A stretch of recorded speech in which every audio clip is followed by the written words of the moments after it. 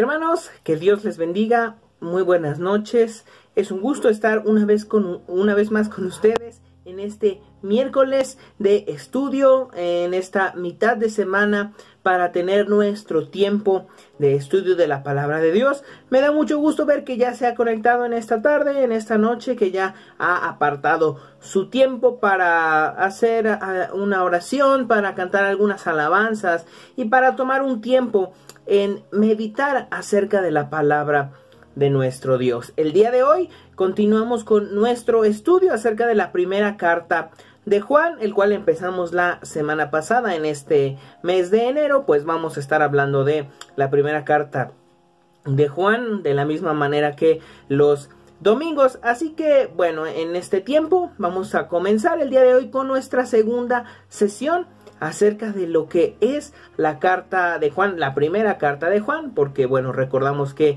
Juan escribió 3 cartas, y entonces estamos analizando la primera carta. Así que, hermanos, vamos a hacer una oración y vamos a comenzar con nuestra segunda sesión de estudio de la primera carta de Juan. Así que acompáñame, hermano, vamos a orar para comenzar con este tiempo.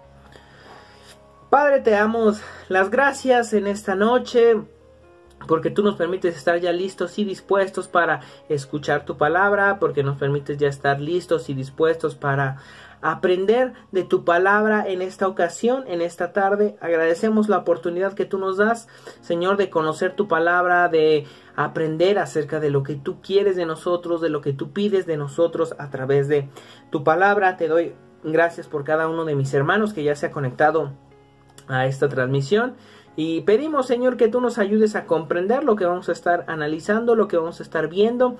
Agradecemos, Señor, por esta oportunidad tan grande que tú nos das de conocerte, de aprender de tu palabra. Ponemos este tiempo en tus manos, rogamos, Señor, de tu iluminación, rogamos de tu entendimiento para comprender qué es lo que tu palabra nos dice acerca de lo que nos dice en la primera carta de Juan. En el nombre de nuestro Señor Jesucristo dejamos este tiempo en tus manos. Amén. Entonces, hermanos, comenzamos con nuestra segunda sesión de estudio de la primera carta de Juan. La semana pasada estuvimos hablando un poco acerca del autor. Vamos a continuar hablando acerca de algunas cosas del autor que, bueno, no mencionamos la semana pasada, para pasar a hablar un poco más ya en materia de lo que es la primera carta de Juan. Parte de esto, de lo que vimos la semana pasada y ahorita unas pocas cosas que vamos a ver, ya las vimos cuando hablamos del Evangelio de Juan, porque del Evangelio de Juan hablamos en noviembre, porque ya en diciembre ocupamos el tiempo para hablar del estudio del camino a Belén, de todo lo que tenía que ver con el nacimiento de nuestro Señor. Y antes de eso, en noviembre estuvimos hablando del Evangelio de Juan, estuvimos hablando de los 4 evangelios y el último, el Evangelio de Juan. Entonces, del autor estuvimos hablando, pero estamos recordando, porque muy probablemente pues muchas de estas cosas se nos olvidan. La semana pasada, rápidamente, pues mencionamos acerca del martirio que sufrió Juan, que él sufrió, lo pusieron en una olla de aceite hirviendo y ahí lo metieron. Fue parte del martirio que sufrió por predicar el Evangelio de nuestro Señor Jesucristo, pero no murió de esta manera. Fue el único de los apóstoles que no murió de muerte por martirio. Él fue el único que murió de muerte natural. Juan es el único apóstol que murió de esta manera. Todos los demás murieron como mártires de la fe. Hablamos y pusimos el ejemplo de, bueno, Pedro muere crucificado de cabeza, Pablo muere decapitado, y entonces Juan es el único que muere de muerte natural, pero volvemos a decir, esto no quiere decir que él no haya sufrido martirio. Claro que lo sufrió. Esto fue un poco de lo que mencionamos la semana pasada. También vemos que Juan se unió a los apóstoles cuando dijeron al Sanedrín, que era el concilio, la junta de autoridad del pueblo judío. Se juntaron frente a ellos porque le estaban diciendo que ya no podían predicar más, que debían callarse. Entonces él se une a los apóstoles, a los demás apóstoles, y les dicen ahí en Hechos 5, tenemos que obedecer a Dios como gobernante más bien que a los hombres. Y también parte de esto mencionamos la semana pasada, que es una lección para nosotros, el hecho de que si bien como ciudadanos estamos sometidos al gobierno y debemos de obedecer a nuestras autoridades, que es lo que nos muestra Pedro en la primera carta, que debemos de obedecer a las autoridades, que debemos de ser sumisos a la autoridad de los gobiernos, y como ciudadanos debemos de responder, debemos de cumplir con nuestras responsabilidades y con nuestros derechos y nuestros deberes como ciudadanos, pero tenemos que tener en cuenta que la ley del gobierno llega hasta donde la ley de Dios marca, donde los mandamientos de Dios lo marcan. Mencionábamos que como ciudadanos debemos de estar en regla como ciudadanos, obedecer al gobierno, pagar impuestos y algunas cosas de estas, pero por ejemplo ahora tan común el asunto que se está promoviendo de la ideología de género, la igualdad de género, la homosexualidad, todo esto, los gobiernos lo están impulsando. En este caso nosotros como creyentes, como cristianos, esto ya empieza a sobrepasar lo que dice la palabra de Dios. Nosotros entonces debemos de hacer esto a un lado, que es básicamente lo que dice Juan con los apóstoles, es lo que dicen, sí, o sea, obedecemos hasta el momento en el que el gobierno empieza a sobrepasar la autoridad de Dios. Juan estaba presente en la conferencia del cuerpo gobernante sobre la cuestión de la circuncisión para los conversos gentiles, celebrada en el año 49 después de Cristo. Aquí en Hechos 15 vemos un suceso que se le llama el Concilio de Jerusalén, donde los apóstoles dan las reglas que deben de seguir los cristianos gentiles. Porque había algunos que estaban creyendo en Cristo, que eran judíos, pero decían que los gentiles, o sea, los extranjeros, los de otras naciones, tenían que circuncidarse, tenían que participar de esta obra, pero los apóstoles y Juan entre ellos establecen las reglas que debemos de cumplir. Vamos a verlo rápidamente en Hechos capítulo 15. Me parece interesante porque habla aquí se narra todo esto. Y básicamente a la conclusión que llegan es que, por lo cual yo juzgo, verso 19, que no se inquiete a los gentiles que se convierten a Dios, sino que se les escriba que se aparten de las contaminaciones de los ídolos, de fornicación, de ahogado y de sangre. Estos son los mandatos básicos que se le dan a los cristianos extranjeros que no son judíos, que nos apartemos de todo lo que tenga que ver con idolatría, que todo lo que tenga que ver con fornicación, que precisamente la palabra que se utiliza aquí tiene que ver con inmoralidad sexual. Entonces todo lo que tenga que ver con inmoralidad sexual nosotros tenemos que apartarnos, que es parte de lo que estamos viendo hoy, que está pegando muy fuerte. Vemos contenido sexual por todas partes, por todos lados, en redes sociales, los anuncios, prácticamente es un bombardeo de inmoralidad sexual. Nosotros tenemos que presentar una batalla en contra de esto. También en cuanto a comer de carne de animales ahogados, y también el hecho de comer sangre, que esto también es algo, pues aquí en México, la moronga, básicamente es sangre. No podemos participar de este tipo de alimentos, pero tampoco de este tipo de acciones, actividades, idolatría, fornicación, inmoralidad sexual, todo eso como cristianos debemos de evitarlo, hacerlo a un lado. Y Juan se encuentra entre los apóstoles que llegan a esta conclusión para nosotros los cristianos extranjeros. Hacia el fin de su vida estuvo exiliado en la isla de Patmos y fue llevado allá por predicar el evangelio. Lo encerraron básicamente. Dice ahí Apocalipsis 1:9, por hablar acerca de Dios y por dar testimonio de Jesús. Entonces, esta es la razón por la cual es llevado, es exiliado, es encerrado, porque él estaba predicando del evangelio.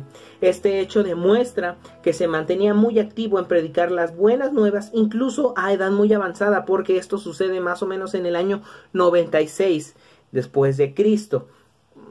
Juan muy probablemente fue el último de los apóstoles que murió, porque murió por muerte natural y no por martirio. Entonces, al año 96, Juan seguía predicando, seguía activo, predicando el evangelio de nuestro Señor. Entonces, es muy interesante notar esto. Mientras estuvo en Patmos, fue favorecido con la maravillosa revelación del Apocalipsis. nuestro Señor Jesucristo le muestra la revelación de lo que sucederá en los tiempos futuros, que bueno, es básicamente todo el libro de Apocalipsis. Y se cree que el emperador Domiciano fue el que lo encerró a Juan en la isla de Patmos, pero después el sucesor, que se llama Nerva, es quien lo libera ahí en el año 96-98 después de Cristo, a punto de que se acabe el siglo. Según la tradición, Juan fue a Éfeso, donde escribió su evangelio y las 3 cartas, o sea, una de las que estamos analizando, llamadas la primera, la segunda y la tercera carta de Juan, alrededor del año 98 después de Cristo. Y también, según la tradición, se cree que murió en Éfeso, en la ciudad de Éfeso, cerca del año 100 después de Cristo, durante el gobierno de otro emperador llamado Trajano. Entonces, más o menos murió en el año 100 después de Cristo. Pues justo cuando terminaba el primer siglo, empezaba el segundo siglo. Vemos algo interesante en Juan, debido a que él recibe el nombre de Hijo del Trueno junto con su hermano. Y es interesante analizar esto porque comúnmente se le conoce a Juan como el apóstol del amor, por decirlo así, ya que en sus cartas uno de los temas que más predomina es el amor. Incluso hay una anécdota que cuenta la historia que él, ya estando de edad avanzada, lo llevaban a la iglesia y en las reuniones le pedían que predicara, y cuando él pasaba a predicar lo que les decía era: hijitos, porque era básica la manera en que él se dirigía a los creyentes, les decía: hijitos, ámense los unos a los otros. Y la gente les decía: sí, está bien, dinos otra cosa, predícanos otra cosa. Y Juan les decía: ámense los unos a los otros, ámense. Y la gente era: pues sí, pero dinos otra cosa, queremos escuchar otra cosa. Y Juan les decía: es que aún no se aman lo suficiente. Y bien es conocido Juan por características como estas. Pero vemos en la Biblia que interesantemente él lleva el nombre de Hijo del Trueno, debido a su carácter, debido a su impulso también, por decirlo de alguna manera, porque él incluso en una ocasión estaba dispuesto para orar a Dios y que Dios hiciera de encender fuego del cielo para matar a gente. No solo eso, sino que también vemos en otra ocasión que Juan intenta impedir a una persona que expulse demonios en el nombre de Jesús. Y Jesús en ambos casos les dice: oye, no va por ahí el asunto. Porque comúnmente es conocido que Juan era este apóstol que hablaba del amor, y muchas veces se mal cree que por esto era un hombre pasivo, un hombre tranquilo, pero no, la verdad es que no. La escritura nos muestra que él era un hombre muy impulsivo, un hombre que cuando tomaba decisiones eran decisiones fuertes y en serio. Y también lo vemos en sus cartas, porque usa lenguaje a veces un tanto duro que para hoy en día, que mucha gente dice que solamente es verdad que debemos de hablar con amor, sin duda, pero hay que entender qué es el amor, porque muchas veces la gente dice: no, pues es que hay que hablar con amor. Sí, pero al decir esto están haciendo referencia a que debemos de hablar suavecito, tranquilo, sin ofender, sin decir nada. Pero la realidad no es esa. La realidad es que el amor verdadero habla las cosas con verdad, aunque éstas puedan herir. Claro, no lo hace con el afán de decir: le voy a decir esto para que le duela. No, sino que dice las cosas como tienen que ser y le duela a quien le duela, que es básicamente lo que hace Juan, que es básicamente lo que hace Jesús. Él dice las cosas como son, le duela a quien le duela. Inclusive nuestro Señor Jesús, en aquel momento en que a los apóstoles, a los discípulos en aquel entonces le dice: si ustedes también quieren irse, váyanse, adelante. Y creo que tiene que ver mucho con el concepto que la gente tiene de amor, porque dicen: ¿cómo? O sea, tenemos que ser suaves, tenemos que hablar tranquilos, suavecitos, sin ofender. La verdad ofende. La escritura ofende nuestro pecado. Y constantemente debemos de sentirnos nosotros confrontados por la escritura. porque vemos que está señalando nuestros errores. Debemos de sentirnos confrontados. Hasta cierto punto debemos sentirnos ofendidos de esta manera justa y pura que Dios muestra, porque es la verdad tratándonos a nosotros, que en nosotros no hay, ¿cómo decirlo? No somos seres perfectos, obviamente, y nosotros estamos en este proceso. Juan es una muestra muy clara de lo que es hablar la verdad con amor, sin duda, pero la verdad no quiere decir que sea suavecito y sin ofender. La verdad ofende y a veces la verdad lastima. Y Juan es un ejemplo muy claro de esto. Entonces, básicamente lo que digo, a pesar de que él es conocido como el apóstol del amor, vemos que incluso es duro en ciertas ocasiones al hablar la verdad. Y tenemos esta frase de Martín Lutero que dice: no es a Cristo andando sobre el mar, sino su andar cotidiano lo que somos aquí llamados a imitar. De lo que se va a encargar de hablar Juan a lo largo de su carta. ¿Por qué? Pasamos a hablar entonces un poco más de lleno sobre lo que es la primera carta de Juan. ¿De qué habla? La primera epístola de Juan es como un álbum de fotografías de la familia. Hay que tener esto muy presente, porque la carta describe a los que son miembros de la familia de Dios. Así como los hijos se parecen a sus padres, así los hijos de Dios también tienen su semejanza. Esta carta describe las similitudes que hay entre el cristiano y Cristo. Entonces es muy importante esto, también por razón de lo que está combatiendo Juan al escribir la carta, porque vemos que cuando una persona se convierte en hijo de Dios recibe la vida eterna, sin duda. Todos los que tienen esta vida eterna la exhiben en formas muy concretas, que es lo que describe Juan. Todos aquellos que hemos creído en Cristo, que hemos puesto nuestra confianza en la cruz, demostramos esa fe, demostramos esa creencia de maneras muy concretas y muy puntuales que Juan describe en esta carta. Por lo que, de alguna manera, Juan habla de cuáles son las características que tiene la persona que verdaderamente ha creído en Cristo.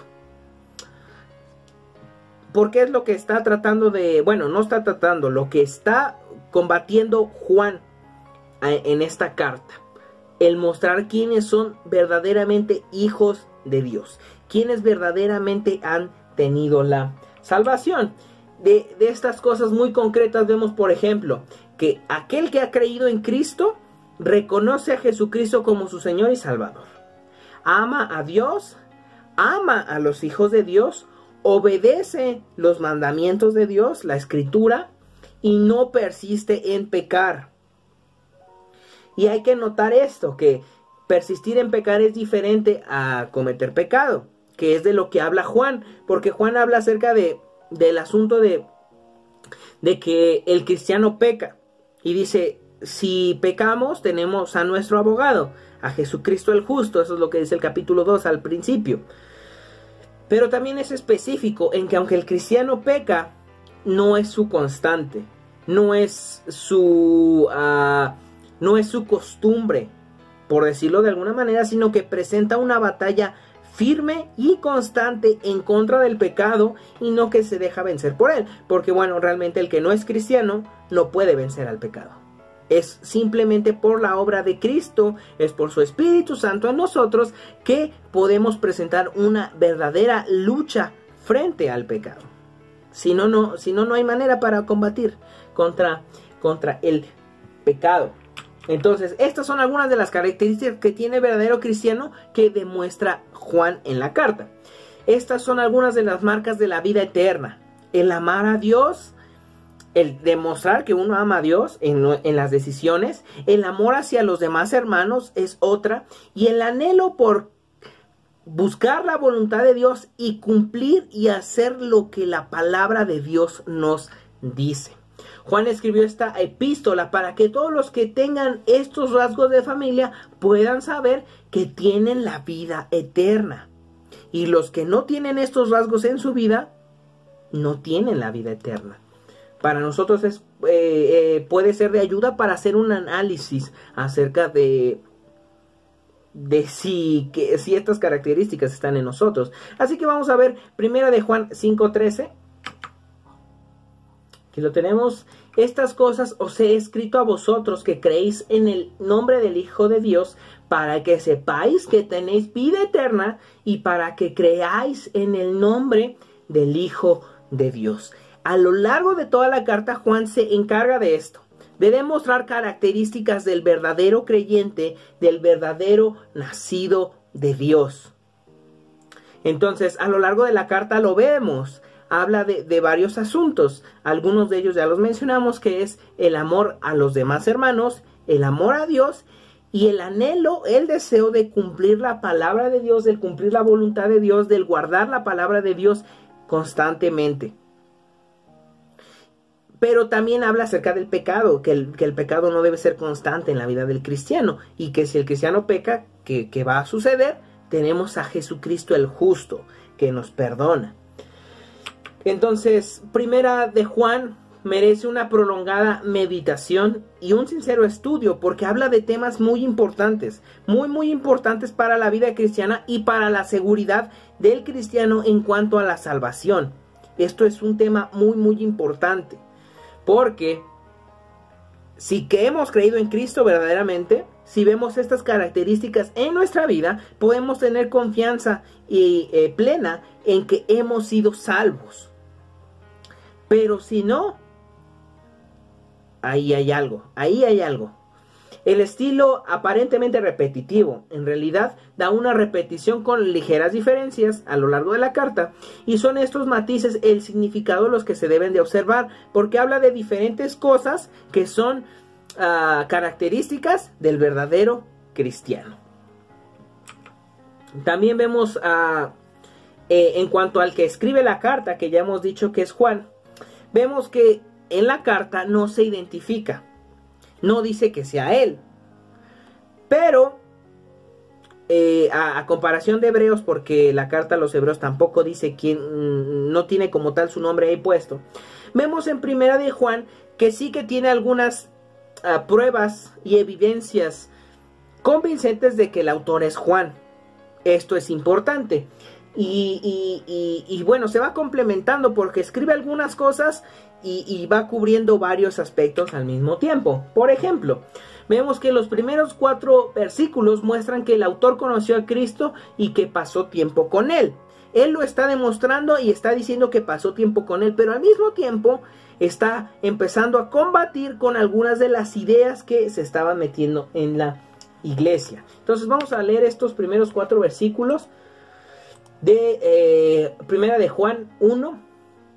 Lo que era desde el principio, lo que hemos oído, lo que hemos visto con nuestros ojos, lo que hemos contemplado y palparon nuestras manos tocante al verbo de vida, porque la vida fue manifestada y la hemos visto, y testificamos y os anunciamos la vida eterna, la cual estaba con el Padre y se nos manifestó. Lo que hemos visto y oído, eso os anunciamos, para que también vosotros tengáis comunión con nosotros, y nuestra comunión verdaderamente es con el Padre y con su Hijo Jesucristo. Estas cosas os escribimos para que vuestro gozo sea cumplido.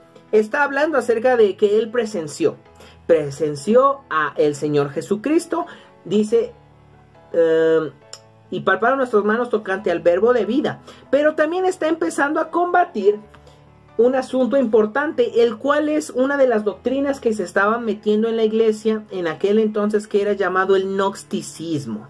Ellos creían varias cosas, pero entre unas de las cuales ellos creían es que Jesús no había sido verdaderamente hombre, que había sido quizá como un espectro, que había sido como pues no había sido un hombre como tal.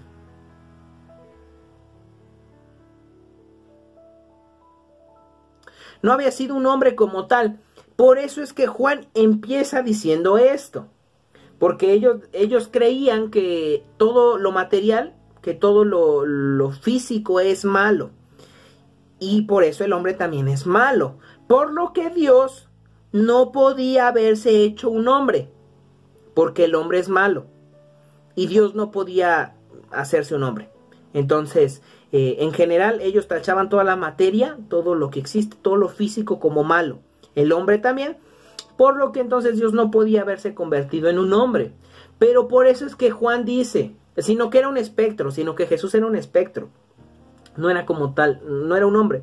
O sea, por eso es que Juan dice, lo que hemos visto con nuestros ojos, dice, lo que hemos oído, lo que hemos contemplado y palparon nuestras manos tocante al verbo de vida. O sea, que lo tocaron, que lo sintieron, que pudieron sentirlo, saber que era real, saber que era hombre.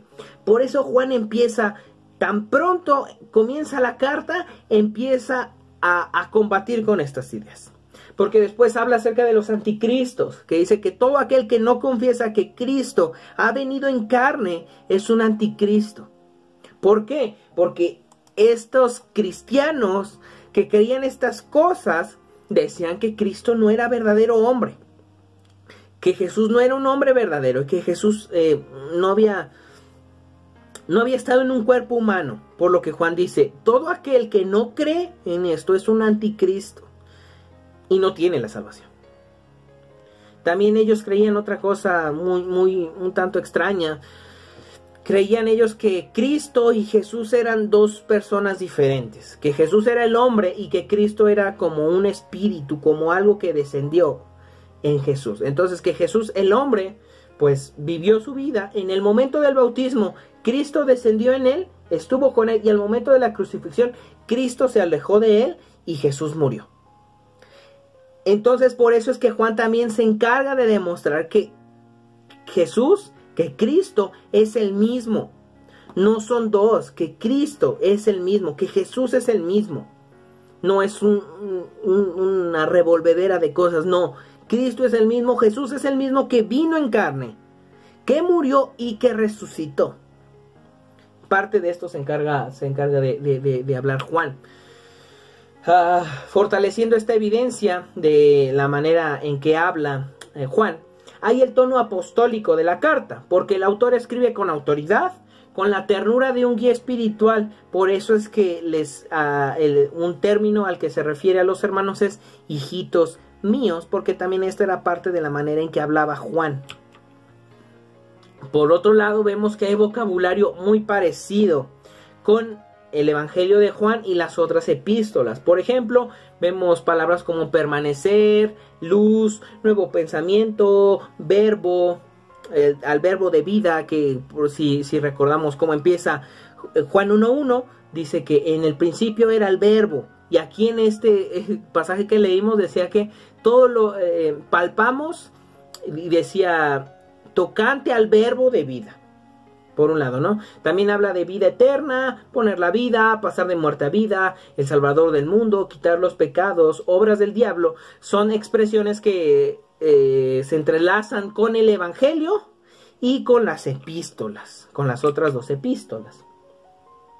Para el tiempo, entonces, ahora sí un poquito más profundo.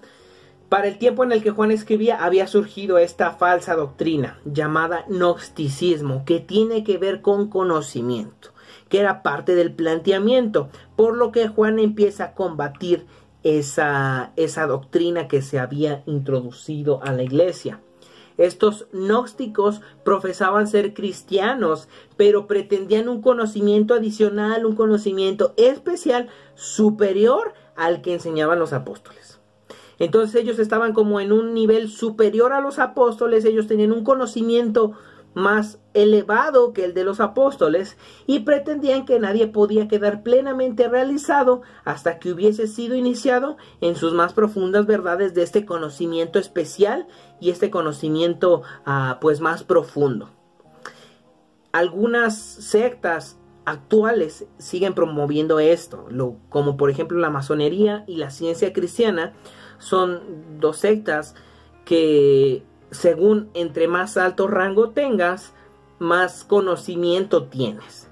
Entonces, es básicamente lo mismo, es básicamente la misma manera de manejarse, que hay como una elite, como que hay un nivel superior en el que uno puede estar, pero tiene que ser iniciado con algunos ritos, con algunas cosas medias extrañas para poder adquirir estos conocimientos.